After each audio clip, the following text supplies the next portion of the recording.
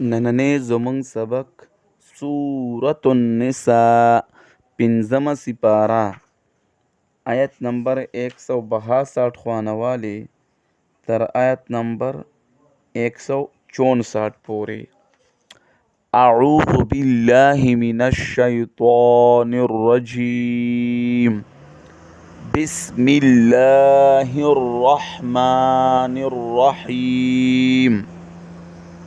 سبحانك لا علم لنا إلا ما علمتنا إنك أنت العليم الحكيم لكن الراسخون في العلم منهم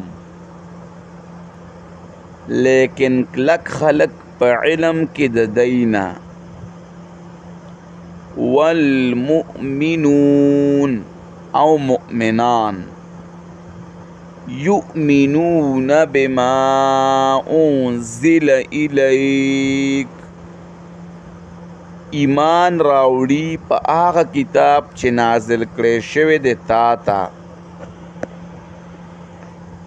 وما انزل من قبلک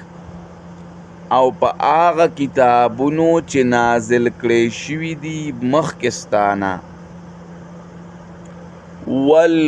والمقیمین الصلاة او پابندی کوونکي د مونځ والمؤتون الزکاة او ورکوونکي د زکات والمؤمنون بالله واليوم الآخر او ایمان راوړونکي په الله او په ورځ د آخرت اولئک سنؤتیهم اجرا عظیما دغه کسان زر ده چې وربکو موږ دوی ته اجر لوی انا اوحینا الیک یقینا مونږ وحی کړی د تا ته کما اوحینا الی نوح لکه چې وحی کړی و مونږ نوح علیه السلام ته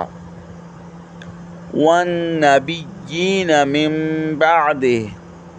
او نور پیغمبرانو ته پس د اغنا واوحینا الی ابراهیم و اسماعیل و اسحاق و یعقوب او وحی کړی و مونږ ابراهیم علیه السلام او اسماعیل علیه السلام او اسحاق علیه السلام او یعقوب علیه السلام ته والاسباط او اولاد د دیتا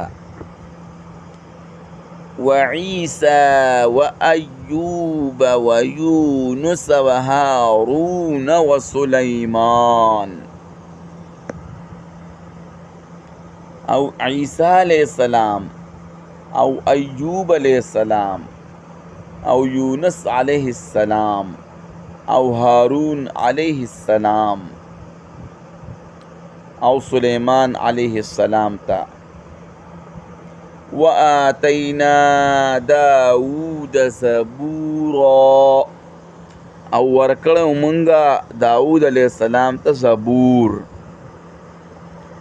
ورسلا قد قصصناهم عليك من قبل او لیگلیو مون پیغمبران تحقیق سره بیان کړی دی مونږه د هغې پتا باندې پخوا تحقیق سره بیان کړی دی مونږه د هغې پتا باندې مخکې پخوا ورسلا لم نقصصهم علیک او ډیر پیغمبران بیان نه دی کړی مونږه